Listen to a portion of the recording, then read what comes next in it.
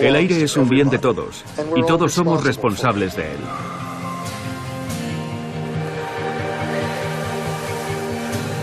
El aire limpio no es negociable. Necesitamos aire limpio y lo queremos, aunque también queramos desarrollo. Es una situación de emergencia sanitaria comparable con otras catástrofes. Que mueran 7 millones de personas son muchas muertes, más que las provocadas por otras enfermedades y factores de riesgo. Cada año de inacción y espera conlleva a escala planetaria una cantidad de muertes y enfermedades absolutamente escalofriante.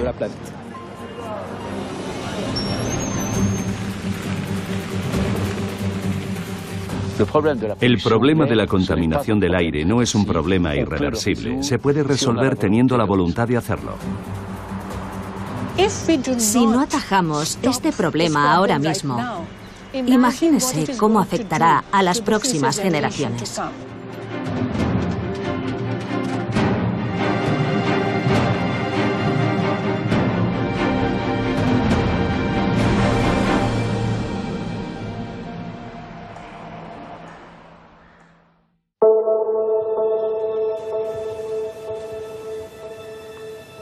La contaminación del aire es un asesino en serie, cuyas víctimas son invisibles.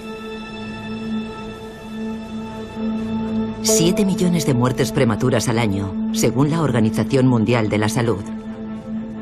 Una cifra corroborada por datos científicos muy concretos. Sus agentes letales son los gases y las partículas finas, despedidos a la atmósfera por la actividad creciente de las fábricas, la calefacción urbana o el transporte por carretera.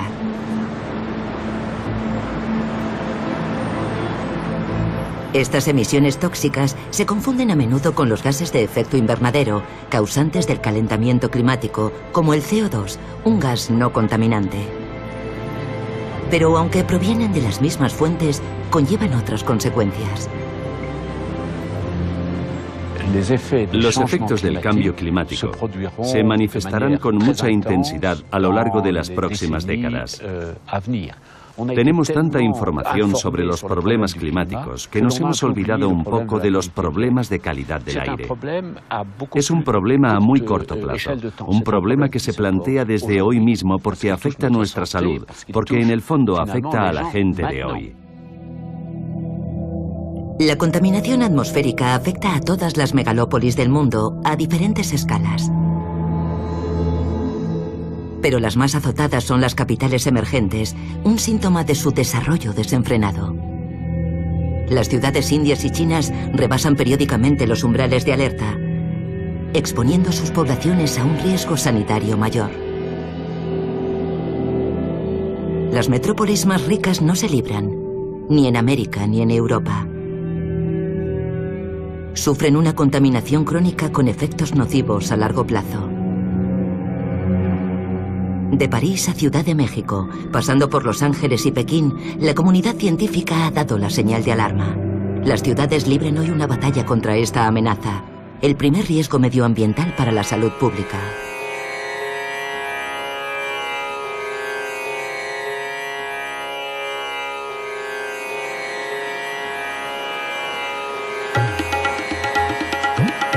Bienvenidos a Nueva Delhi, la ciudad más contaminada del planeta según la Organización Mundial de la Salud.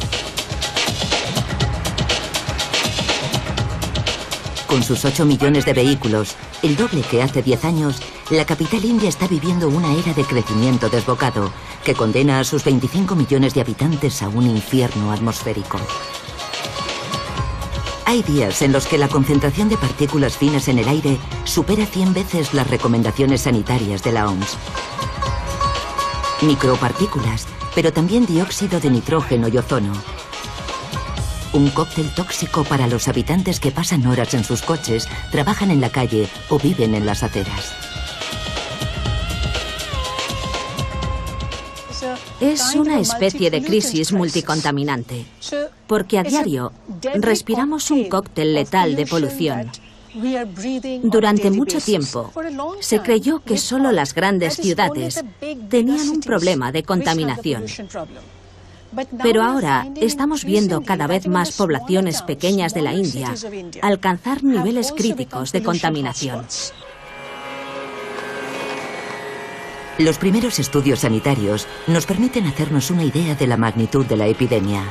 3 años de esperanza de vida menos en la capital y 1,5 millones de muertos al año en todo el país. Y es que la amenaza se propaga más allá de las ciudades de la India a las regiones más pobres.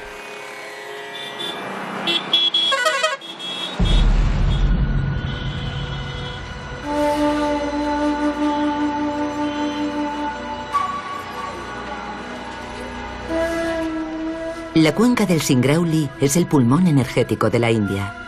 Proporciona el 20% de la energía eléctrica del país, explotando las abundantes reservas naturales de carbón.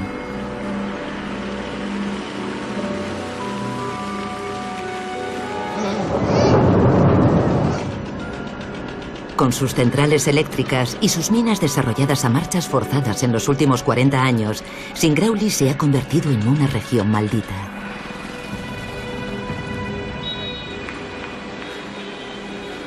Irrespirable para sus habitantes, que viven presos de las emisiones de diversos tipos de polvo y gases tóxicos.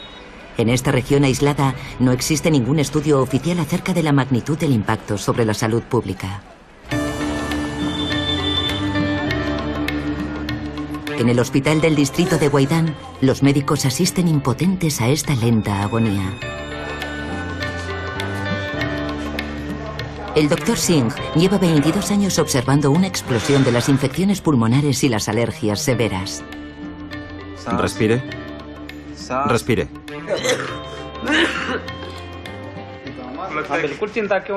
Estoy preocupado. ¿Cómo no voy a estarlo? Somos pobres, no sabemos cómo tratarlo. Tenemos muchísimo miedo. El médico está indignado por el estado de los pulmones de sus pacientes. A lo mejor los habitantes de Nueva Delhi pueden respirar todo el humo de coche que quieran, pero en Singrauli, por lo menos, no tenemos pulmones de acero. En todas las autopsias que hemos hecho en la región, ya estuvieran enfermos o no, los sujetos siempre presentaban partículas de carbón en la superficie de la pleura. Nuestros pulmones están infectados.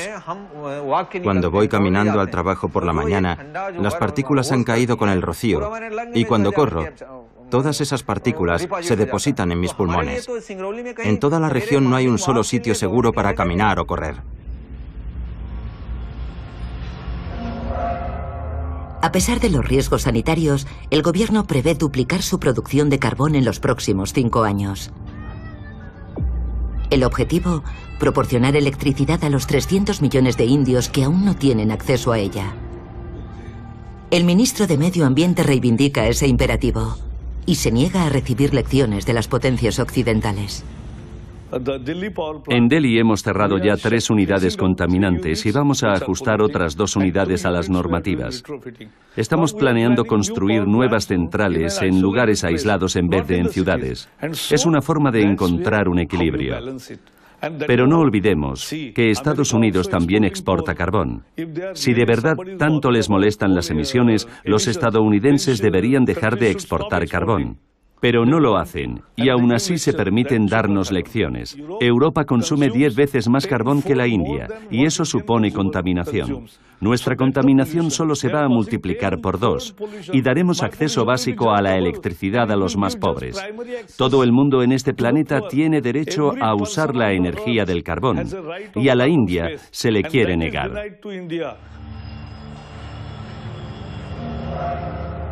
La contaminación que asfixia a los indios es la misma que la de la Europa de los 30 gloriosos, el periodo de rápido crecimiento económico de la posguerra.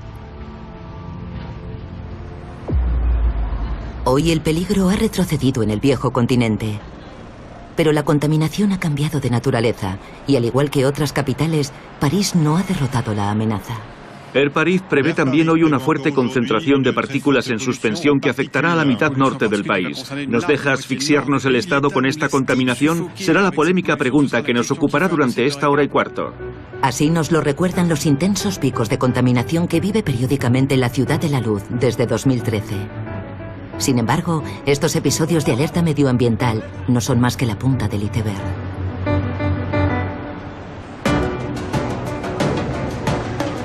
Los parisinos respiran mal todo el año. Un aire viciado que les hace perder 6 meses de esperanza de vida. La densidad del tráfico por carretera y la renovación del parque automovilístico diésel han amplificado el fenómeno de unos años a esta parte. Los ingenieros de Air Paris supervisan esta contaminación crónica. En este concurrido barrio, Karine Leye mide las concentraciones de partículas que los peatones inhalan a diario. Aquí el impacto es mayor. Debido a la densidad del tráfico lo pueden ver perfectamente y al número de vehículos. Y también debido a que la circulación no es muy fluida. Los vehículos se paran, vuelven a arrancar y aceleran. No hay viento y además estamos al lado de los vehículos. Hasta podemos ver perfectamente el impacto de los peatones al pasar, que vuelven a poner las partículas en suspensión. Aquí vemos cómo suben. El contador enloquece. Hasta 10 veces el umbral fijado por la Unión Europea. Ligados al tráfico, hay 2 agentes contaminantes que merecen especial atención. Un gas, el dióxido de nitrógeno, y las llamadas micropartículas, unos polvos microscópicos 100 veces más pequeños que un cabello. Este filtro que ha estado expuesto a la contaminación durante una semana. Y encontramos estas pequeñas partículas que no son filtradas por la nariz, sino que pueden penetrar hasta los alveolos pulmonares. Las partículas finas se clasifican en función de su tamaño. Las PM10, de 10 micrones. Y las más pequeñas y aún más dañinas, las PM2,5, de 2 micrones y medio. Para cada una de ellas, la Organización Mundial de la Salud emite unas recomendaciones sanitarias y la Unión Europea impone umbrales de alerta. Además del transporte por carretera, hay otros agentes contaminantes que provienen de aún más lejos. El 50% de la contaminación que respiramos aquí es de origen local y el otro 50% es contaminación procedente del conjunto del área metropolitana de París o polución procedente de otros países de Europa. No hay que olvidar que en la región de París existe una zona agrícola relativamente importante. Durante los picos de contaminación que vivimos en marzo del año pasado, hubo una combinación de contaminación ligada al tráfico y los gases emitidos por la agricultura en la temporada de fumigación que contribuyen a la formación de partículas.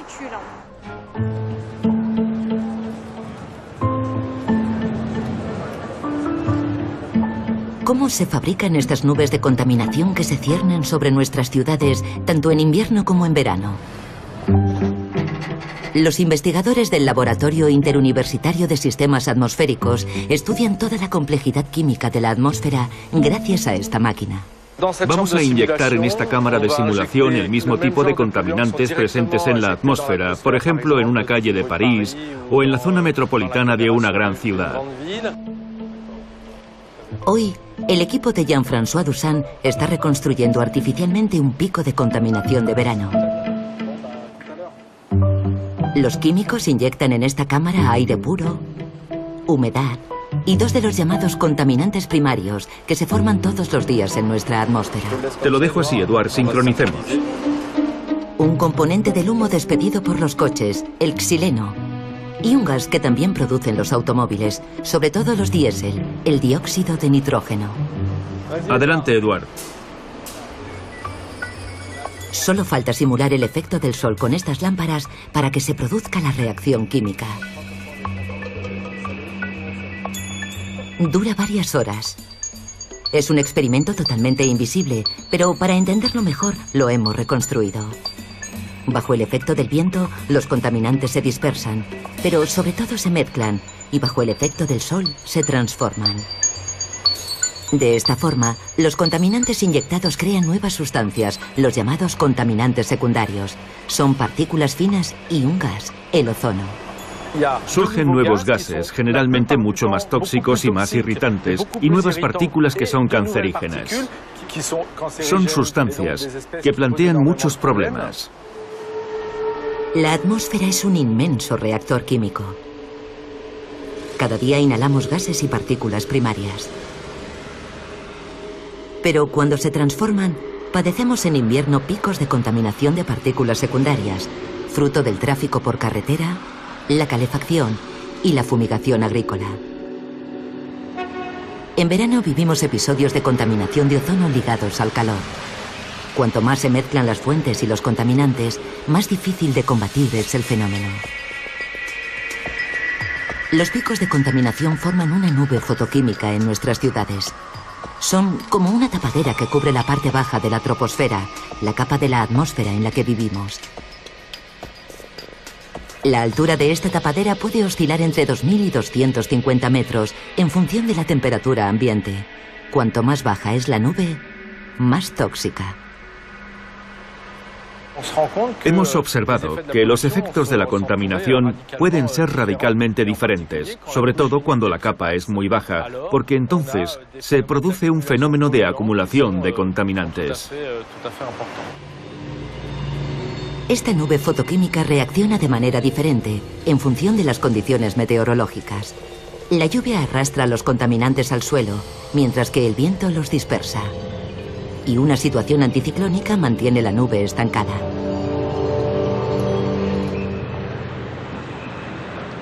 De Ciudad de México a Los Ángeles se ha globalizado un neologismo.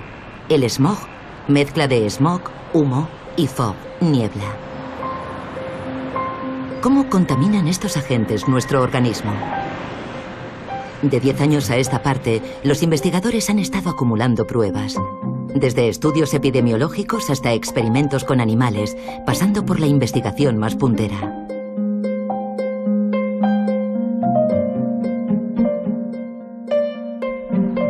El Instituto Adolf Merkle está especializado en la biología celular. La profesora Barbara Rotten lleva 4 años estudiando en este laboratorio la toxicidad de las nanopartículas emitidas por los motores de nuestros vehículos. Son partículas ultrafinas de menos de 1 micrón de diámetro. Aquí pueden ver una partícula individual. Y aquí, o aquí, son aglomerados de varios cientos de nanopartículas.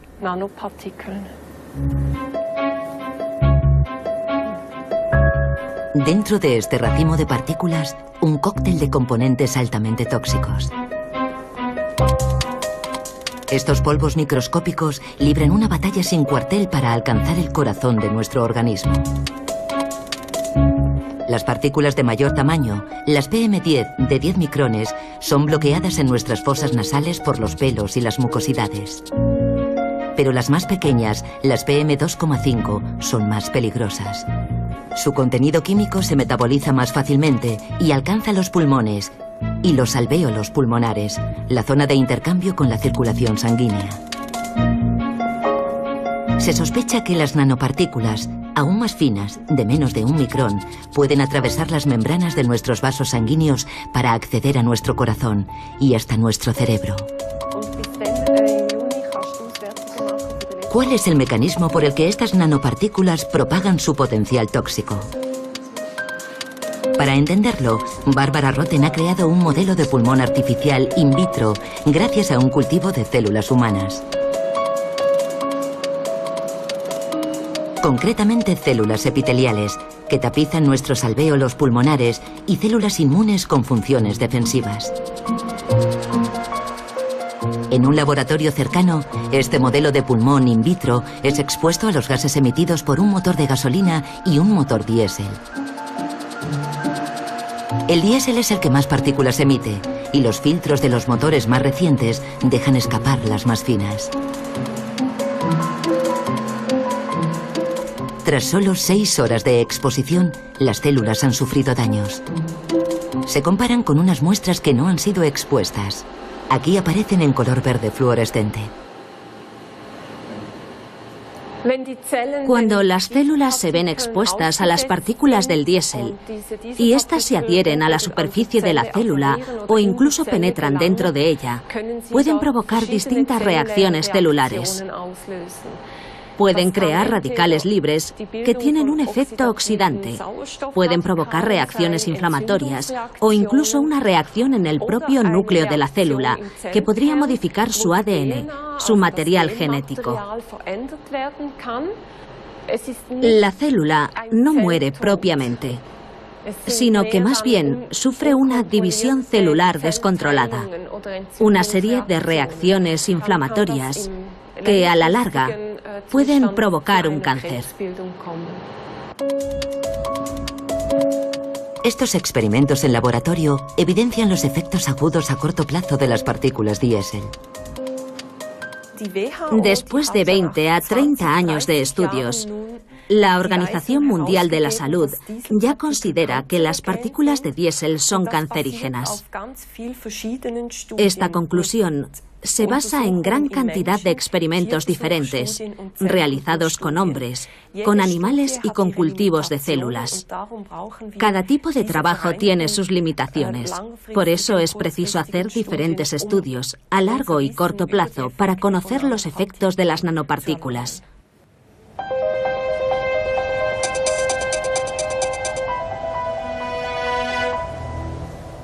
Todos los estudios concuerdan. La contaminación del aire acorta nuestra esperanza de vida. Las investigaciones se aceleran. Los científicos han llegado incluso a hacer visibles los efectos de la contaminación en nuestro organismo. En Sao Paulo se está llevando a cabo un experimento único en el mundo desde hace más de un año. El profesor Saldiva trabaja con cadáveres. Este patólogo se ha propuesto determinar cómo la contaminación puede acelerar una enfermedad y provocar la muerte. La autopsia nos permite, sobre todo, acceder a todos los órganos. Es una forma de completar los estudios ya existentes, los epidemiológicos y los clínicos, tomando fragmentos de tejidos que muestran las modificaciones en la estructura de los pulmones, los vasos sanguíneos o el cerebro, y que también nos permitirán comprender los factores que han causado su inflamación. Tras la autopsia, los pulmones son extraídos y sometidos a un examen exhaustivo. Estos pulmones pertenecen a un hombre de 63 años, no fumador. Paulo Saldiva se interesa especialmente por el black carbon, las partículas producidas por la combustión, sobre todo de los motores de automóvil. Sabemos de qué ha muerto este hombre. Padecía una enfermedad renal y una infección, no ligadas a la contaminación necesariamente, aunque uno de los efectos de la contaminación es reducir nuestro sistema inmune. Todos los cuerpos de las personas que hemos autopsiado en Sao Paulo presentaban este tipo de depósito en mayor o menor grado. En cada individuo nos fijamos en el color original del pulmón, que es este. Vemos que hay una especie de frontera entre la parte sana y la que podemos achacar a la inhalación de contaminantes. Para un individuo que no fume y que viva en Sao Paulo, lo más probable es que este black carbon provenga de los vehículos. ¿Cómo lo sabemos? Porque cada partícula tiene una firma, una huella digital. Y en Sao Paulo los principales marcadores son el zinc, el manganeso, el aluminio y el hierro. Tratará de identificar esos marcadores gracias a una serie de análisis químicos realizados en los tejidos pulmonares. Explorando más de 2000 cadáveres e investigando el modo de vida y el historial médico de cada persona fallecida. De esta forma, espera que podrá evaluar el impacto de la contaminación sobre un individuo a lo largo de su vida y propiciar una toma de conciencia.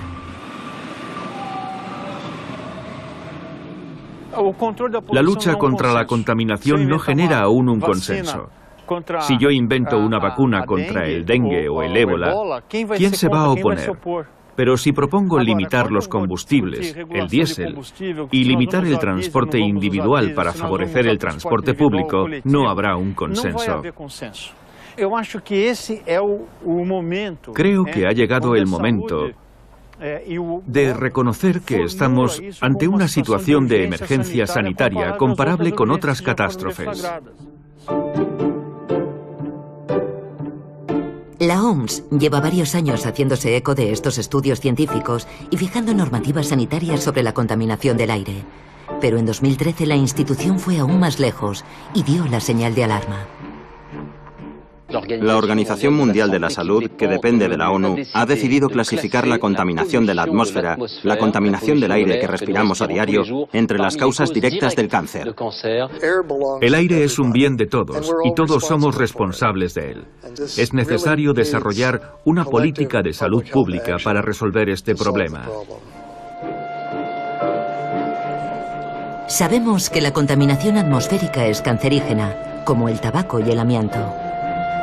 Provoca cánceres y enfermedades respiratorias, pero también patologías cardiovasculares. Un total de 7 millones de víctimas al año. La OMS advierte a la opinión pública. Tenemos la responsabilidad de dar la voz de alarma y declarar que es un factor de riesgo importante. Si no tomamos medidas para proteger a las poblaciones y alertar a los gobiernos, las empresas y la sociedad civil, no podremos ayudarlos a protegerse. Ahora bien, no podemos tomar medidas por ningún país. No podemos decirle a nadie, ahora tienes que hacer esto. No disponemos de poder legislativo sobre los demás países, pero sí tenemos un poder de persuasión.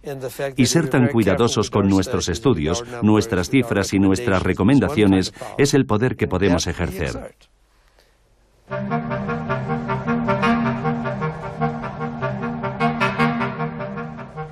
Hasta ahora, los estados han sacrificado el medio ambiente en el altar del crecimiento.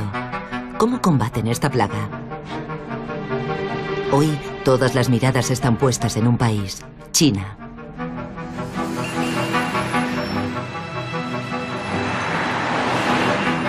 Pekín se ha alzado con el título de capital mundial del smog, con sus continuos episodios de alerta medioambiental y su atmósfera bautizada como Herpocalipsis.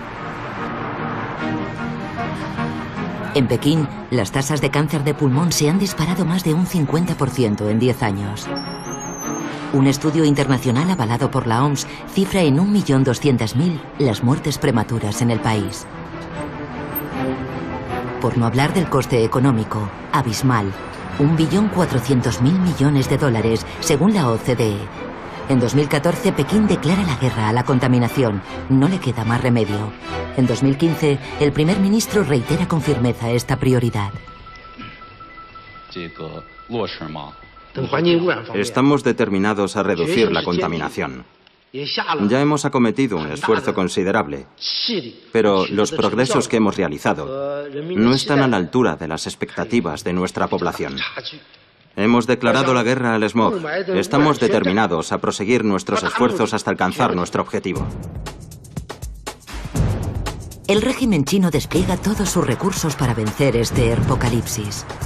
El parque automovilístico ha sido revisado y se ha implantado un sistema de transporte alternativo. Alrededor de la capital se han cerrado 200 fábricas. El Estado se ha propuesto castigar financieramente las 15.000 fábricas del país en caso de que rebasen una serie de normativas.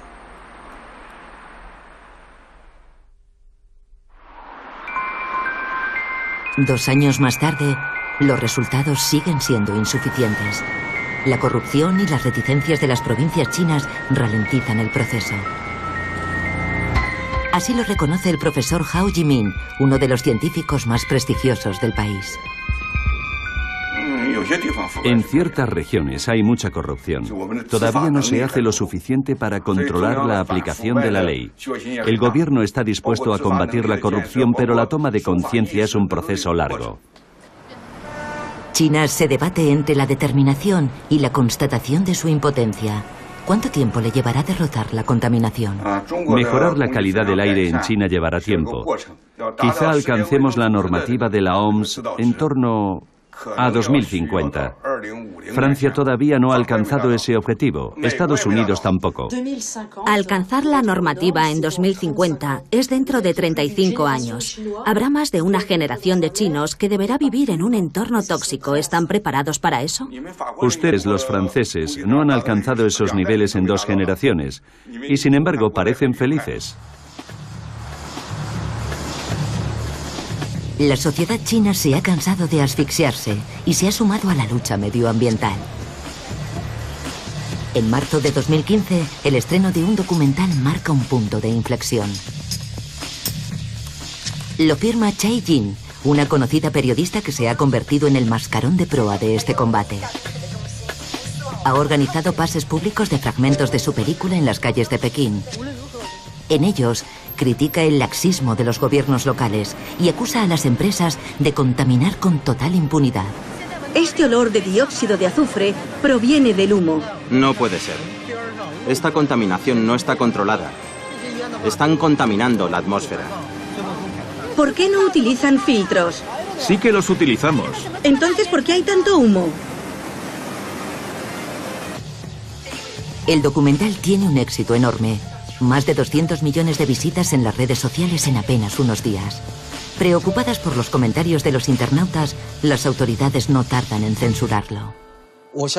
Creo que la difusión de su documental debió de recibir algún tipo de apoyo por parte del régimen. De lo contrario, jamás habría tenido la posibilidad de difundirlo en tantas plataformas. Pero es fácil de comprender por qué. En cuanto empezó a tener más repercusión, el gobierno sintió la necesidad de censurarlo. Si al gobierno se le va de las manos, si no ataja esa ola de indignación, los ciudadanos podrán empezar a plantearse una pregunta: ¿quién es el responsable? Si el gobierno no logra proteger a su pueblo y resolver los problemas medioambientales, puede perder toda credibilidad.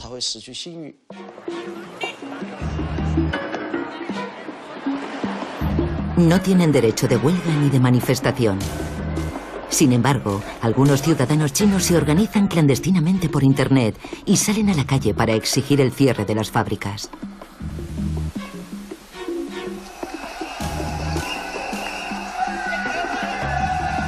A veces, estos actos espontáneos, pero frecuentes, logran doblegar a las autoridades.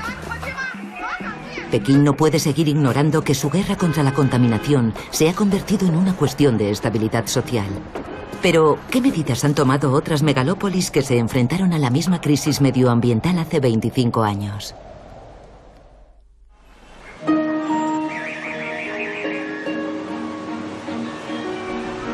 En el continente americano, el ejemplo más emblemático es el de Ciudad de México, que ha sido capaz de encontrar soluciones hasta hace unos años.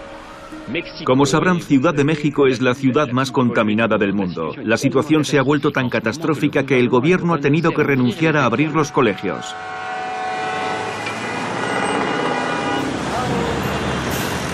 En 1990, Ciudad de México es un valle irrespirable, rodeado de 40.000 fábricas y atravesado por 3,5 millones de vehículos que consumen gasolina con plomo.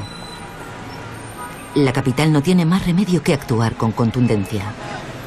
Deslocaliza fábricas, prohíbe circular un día a la semana y también ordena un control técnico anual de los vehículos para excluir los más contaminantes. El gobierno asegura que antes de finales de año todos los coches habrán pasado por un centro de control como este y habrán reparado su motor. Hoy, Ciudad de México ha ganado 200 días de aire sano al año, según la normativa mexicana, que aún está muy por debajo de la de la OMS. Pero las autoridades ejercen una vigilancia permanente. Controlan la calidad del aire como si fuera un cazo de leche en el fuego. Y el ayuntamiento ha adoptado el principio de la ecología punitiva.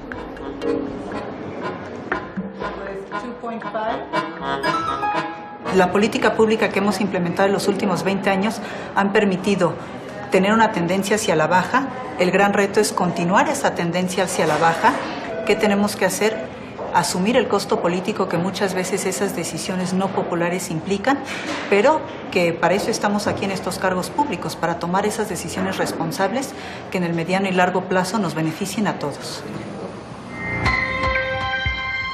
Pero, tras 25 años de esfuerzos, los mexicanos se han hartado de los sacrificios que se les exige. Los inconformes con las modificaciones al programa Hoy No Circula protagonizaron una riña contra elementos del Cuerpo de Granaderos del Distrito Federal. En el verano de 2014, se manifiestan contra la prohibición para los coches de más de 15 años de circular los sábados, castigada con multas de más de 200 euros. Pero sobre todo, el ambicioso plan de Ciudad de México se ve frenado por otra enfermedad que gangrena el país, la corrupción. Constancio Rodríguez es taxista y conoce los trucos de los mexicanos para sortear las leyes. Porque un policía agarra a uno que no está circulando, que no debería circular, y lo primero que hace es pedirle dinero y ya lo deja circular. Le dan una clave en el cual pueda circular ya todo el día y no hay ningún problema. ¿Podrá la ciudad superar este bache? Entre la mala praxis y la urbanización tentacular, la contaminación vuelve a alcanzar niveles alarmantes en Ciudad de México. La capital tiene que acceder a una nueva fase. Y la esperanza viene de los nuevos líderes medioambientales. Marta Delgado encabeza la campaña para imponer las ecobicis. Su objetivo es convencer a los mexicanos de su uso y también exige a las autoridades soluciones de transporte sostenibles. Aquí además tenemos reglas mucho más estrictas que son únicas en la zona metropolitana y ciertamente sería muy bueno pensar que todas estas reglas y políticas se extienden a lo largo del territorio nacional. En la Ciudad de México, los habitantes de la ciudad pienso que han hecho suficientes esfuerzos. Necesitamos pensar en otro tipo de medidas que puedan hacer que la población encuentre el transporte público más conveniente. Hay que poner las soluciones que son convenientes para las personas. No solo esperar a que las personas tengan una conciencia de los problemas muy diversos que tiene la sociedad. Problemas de salud, de economía, de civilidad, de urbanismo, de limpieza, de ecología. Es pues toda una campaña cultural, una revolución cultural que necesitamos tener. Ciudad de México está contra la espada y la pared. Dentro de 10 años, el 80% de los mexicanos vivirá en las ciudades.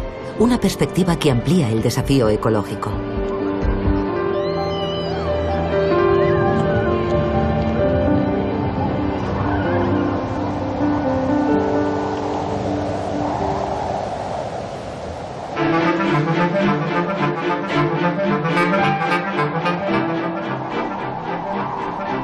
En Europa hay ciudades que llevan años librando la batalla medioambiental.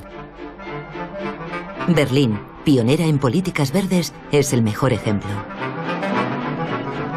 La capital alemana está menos expuesta a la contaminación que otras ciudades europeas, ya que en 2008 logró imponer la creación de una zona medioambiental. Un centro protegido al que no pueden acceder los coches más contaminantes. Si no tienen esta pegatina, los automovilistas se exponen a una multa de 40 euros y a perder un punto del carné. Martin Lutz es uno de los arquitectos de este plan anticontaminación. Aquí es donde empieza la zona medioambiental. Tras 8 años de vigencia, Berlín no sabe aún cómo cuantificar el beneficio sanitario para sus habitantes, pero hay cifras que hablan por sí solas. Las partículas de diésel han disminuido en un 50%. Es solo uno de los tipos de partículas finas para los que tenemos umbrales de alerta. Y la concentración total de partículas ha disminuido en un 10%. Es una cifra considerable, ya que no existe casi ninguna otra medida aislada que tenga un efecto semejante. Es decir, que hemos contribuido de forma significativa a proteger la salud de la población urbana. La capital alemana aspira a alcanzar la normativa europea antes de 2020, pero aún le queda camino por recorrer. Las tasas de dióxido de nitrógeno siguen siendo elevadas. La razón es que tenemos muchos más vehículos diésel que antes. Por desgracia, estos vehículos, sobre todo los de última generación, emiten mucho más dióxido de nitrógeno que el que sugieren las normativas europeas.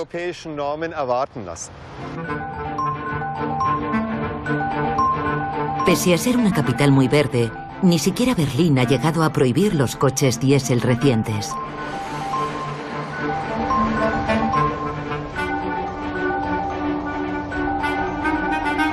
Sin embargo, sí hay un país que concentra todas las críticas a este carburante cancerígeno según la OMS, Francia. Es el país más dieselizado del mundo, pero en noviembre de 2014 estas declaraciones parecen marcar un antes y un después. Ha sido un error decantarse por los motores diésel durante tanto tiempo. Hay que corregir progresivamente ese error con inteligencia y pragmatismo. Desde este discurso, ¿qué medidas concretas ha tomado el Estado francés? Tras ser interrogados por una comisión de investigación parlamentaria en junio de 2015, los fabricantes de automóviles están en el punto de mira. Christian Chapelle, ¿jura usted decir toda la verdad y nada más que la verdad? Diga, lo juro. Lo juro. Según ellos, sus nuevos motores diésel son tan limpios como sus motores de gasolina, una versión más que discutible. Los test de contaminación de todos los vehículos europeos se realizan en laboratorio, por lo que no reflejan las condiciones reales de conducción. Todo se ha vuelto aún más opaco en septiembre de 2015, tras destaparse el escándalo de Volkswagen, que manipuló los niveles de contaminación de sus motores. Las ONGs reclaman más transparencia. A falta de test más robustos, no creemos a los fabricantes diciendo que sus vehículos diésel son limpios. Con estos niveles de dióxido de nitrógeno, los vehículos diésel no son la panacea. Ha habido varios intentos en ese sentido por parte de laboratorios independientes a nivel internacional. Concretamente, los servicios de la Comisión Europea con sede en Italia, que muestran que los vehículos Euro 6 diésel, los más recientes, emiten una media de 8 veces más en la realidad que en el ciclo homologado. Ségolène Royal, ¿jura usted decir toda la verdad y nada más que la verdad? Levante la mano derecha y diga, lo juro. Lo juro.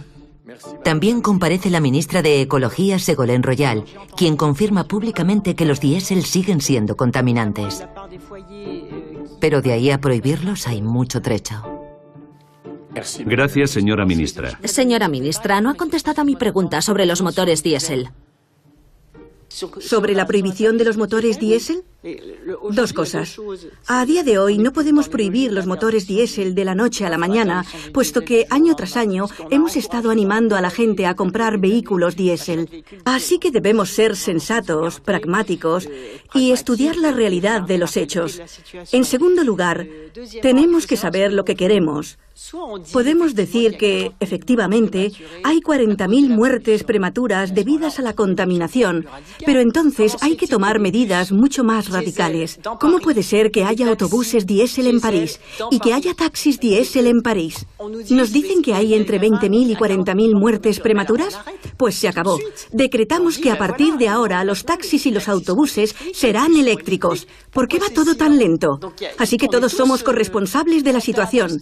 A mí me parece bien la ideología antidiésel, y es cierto que el diésel es contaminante, pero al mismo tiempo no basta con proclamarlo, hay que tomar medidas. La ministra achaca la responsabilidad a las ciudades. Sin embargo, es el Estado francés el que ha de responder ante Bruselas por no respetar las tasas límite de calidad del aire.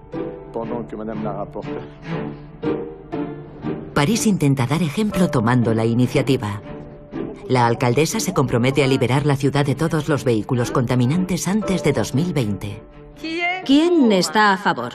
¿Quién está en contra? ¿Alguna abstención?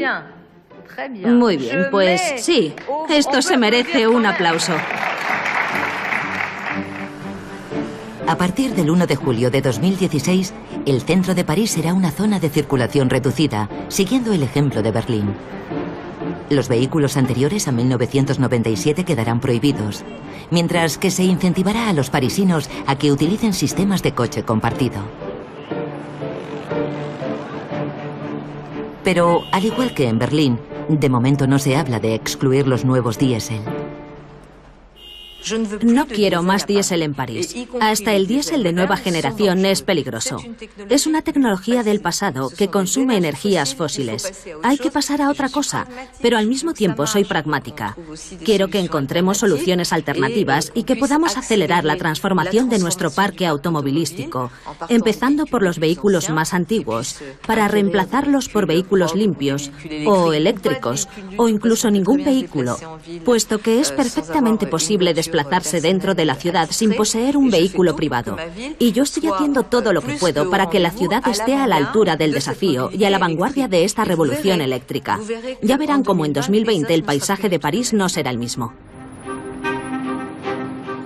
Mientras las ciudades y los estados se pasan la pelota, las medidas siguen siendo demasiado puntuales. La batalla del aire muestra así sus limitaciones. Según los investigadores, hay una dimensión del fenómeno que ha sido totalmente infravalorada por los políticos. Y es el hecho de que la contaminación atmosférica no tiene fronteras.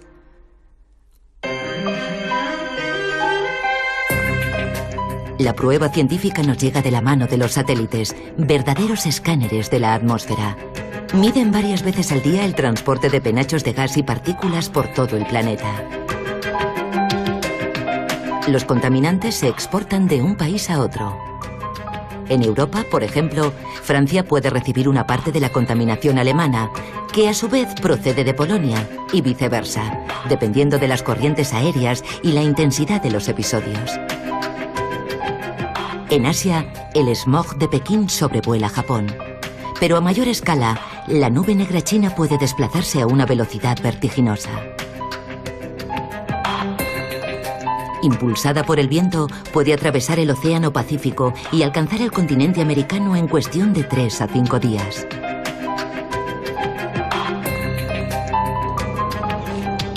En Boulder, verdadera meca del clima y la química atmosférica, los investigadores llevan varios años estudiando este fenómeno.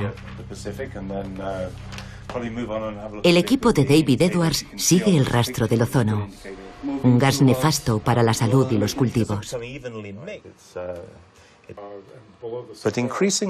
Estamos viendo cada vez más el impacto de la contaminación que recorre largas distancias.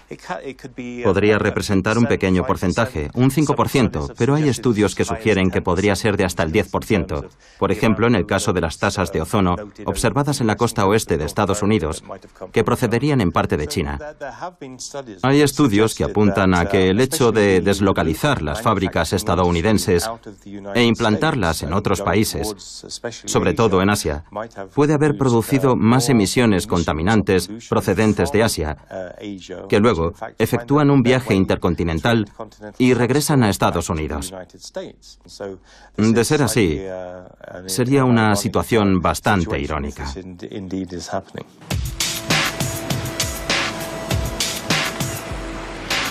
Ironías del destino para California, que tanto empeño ha puesto en convertirse en uno de los estados más limpios de Estados Unidos. California aplica al pie de la letra la Ley de Aire Limpio, la ley sobre calidad del aire más restrictiva del mundo. En Los Ángeles, todo un símbolo de éxito medioambiental en los años 90, las concentraciones de ozono y partículas finas vuelven a estar al alza. En el Valle de San Joaquín, en el centro de California, la nube china ha levantado ampollas. La región supera los umbrales reglamentarios y se niega a pagar las multas por una contaminación que asegura no producir. Para la jefa de la Agencia Gubernamental de Calidad del Aire, es un pretexto falaz. No estoy diciendo que debamos ignorar este fenómeno, pero a veces me preocupa que algunos industriales o que algunas autoridades locales puedan decir, bueno, ¿qué le vamos a hacer? No es culpa nuestra, todo es culpa de China, así que podemos ignorar la contaminación que estamos creando nosotros aquí. No sería cierto legalmente y tampoco sería cierto científicamente. Todo el mundo debe poner de su parte. No hay un solo malo de la película en este asunto. Todo el mundo comparte la responsabilidad. Una contaminación atmosférica sin fronteras y sin policía internacional. No existe ningún tratado mundial, ni siquiera un índice común de calidad del aire. Frente a la emergencia, el prestigioso climatólogo Guy Brasser aboga por una gobernanza mundial de la contaminación del aire. Europa y Estados Unidos ya abordaron en su momento el problema de la contaminación y de la calidad del aire, y ahora tienden un poco a considerar que no es su problema, que es el problema de China, de la India y quizá de África el día de mañana. Pero los gobiernos deberían ver un poco más allá de la punta de su nariz y comprender que la contaminación en China y la India, aunque no sea de forma directa y visible, también será un problema a largo plazo para nosotros en Europa y en el continente norteamericano. Todavía no hemos conseguido convencer a la clase política internacional de la necesidad de un gran acuerdo internacional sobre el problema de la contaminación. No se trata solo de decir a los países, no contaminéis. Se trata de ayudar a los países a desarrollar su economía, sus infraestructuras y su sistema industrial, al tiempo que limitan sus emisiones. Y tenemos que ayudarlos. No podemos esperar 10 años más. Hay que hacerlo cuanto antes.